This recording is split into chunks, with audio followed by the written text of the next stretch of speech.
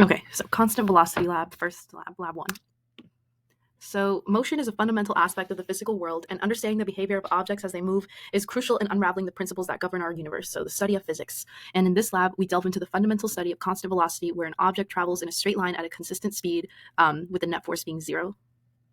So the overall purpose of this lab was to observe the motion of some object that is moving at the same speed without changing direction.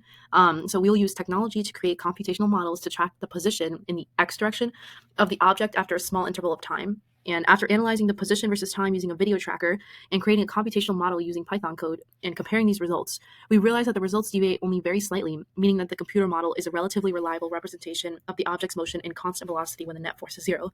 And I'll go over this more later. So fundamental principles that we touch up on in this lab. So first, Newton's first law says that an object at rest will remain at rest and an object in motion will remain in motion unless acted on by an external force.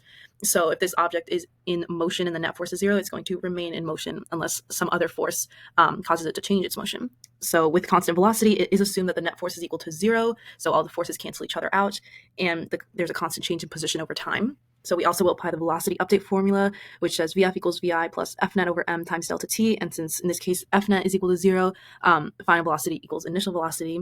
And the position update formula says final position equals initial position plus v average times delta t. And in this case, I set the initial position to be 0, 0, 0 at the origin using my coordinate system.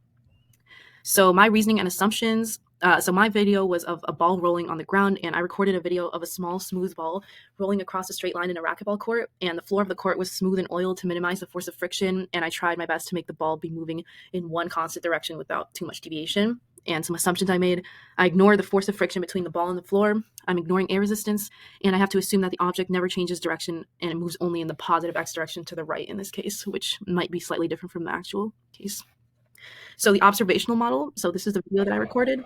And in this situation, the system is the ball that I'm tracking, and the surroundings are the hand, the floor, the air, and everything else that's in that environment. So I use this tracker app to create a representation and be able to track the position in the x direction over small increments of time. So I was able to calibrate this unit of measurement using the diameter of a racquetball, which is usually about 57 millimeters or 5.7 times 10 to the negative 2 meters. And then I chose my coordinate system to be to the right is the positive x direction, and then I set my origin to be where the ball started from at the very beginning. So here you can see the observed data.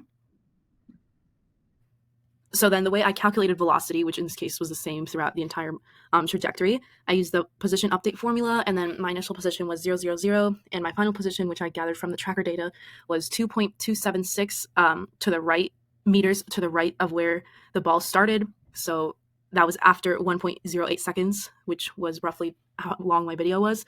So then I calculated V average to be about 2.11 meters per second in the positive x direction, so to the right. So V average is equal to Vf is equal to Vi because the velocity is constant. So that's about 2.1. So then the computational model that I use to represent the situation. So first I had to set some initial conditions. So I assumed the mass to be about 1. The ball's position, it started initially from the origin, so 0, 0, 0, using my coordinate system. And then the velocity was constant throughout the motion, which I calculated to be about 2.1. And then the total delta t was about 1.08 seconds, but I split this up into small time steps of 0.02 seconds, which was about the difference between each frame in the video when I used it in Tracker. And then I started calculating the motion at about 0.03 seconds, which is when roughly the ball started rolling. So then my calculation loop, I assumed that Fnet, which is the net force, was 0, 0, 0 in all directions. There's no net force. And then here you can see the velocity and the position update formula using these initial conditions and updating it with each iterative time step in time steps of 0.02 seconds up until it reached 1.08 seconds. And then it's just plotting it, position and velocity as a function of time. So the results in this graphical comparison here in the blue, you see the position versus time of the observed position that I calculated using Tracker, and then the predicted position, which I saw through the code. So you can see that the computational model was a relatively accurate representation of the object's motion, since the lines are pretty similar, and the graph shows the predicted velocity to be slightly lower than the observed.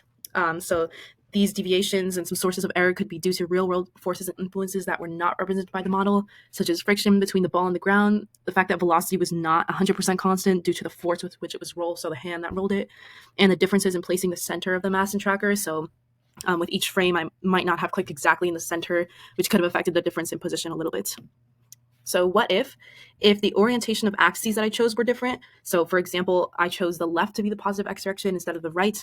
The graph would extend downwards in the negative direction like it did here, which would be like a reflection across the x-axis. And what does this mean? So for the net force to be zero, although we know that, it's not possible to say definitively all the forces that were at play.